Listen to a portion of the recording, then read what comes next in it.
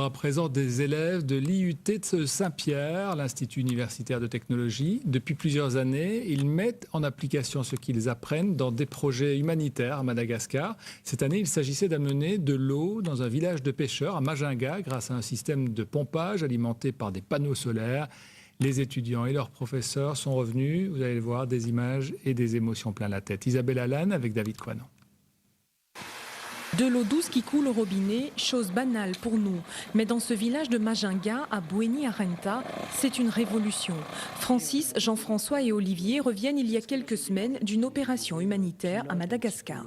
Sur ce village, il y avait de l'eau, mais de l'eau saumâtre. Donc il n'y avait pas d'eau douce. Notre challenge était de trouver de l'eau douce et de stocker cette eau douce. Une fois l'eau douce trouvée, la mission des 3 hommes commence. Francis et ses professeurs vont installer 4 panneaux solaires qui vont pomper l'eau, puis la stocker. Dans ce village de pêcheurs de 1000 habitants, dans la brousse coupée de tout, Francis l'étudiant va travailler main dans la main avec des malgaches, une expérience inoubliable. Humainement, ça grandit une expérience de la sorte. Le partage déjà, et puis amener l'eau aussi, c'est quelque chose, l'eau c'est la vie. Hein.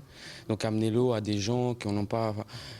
Nous on est habitués à ouvrir le robinet, ça coule, mais les gens là-bas ils ont des difficultés, on prend conscience déjà.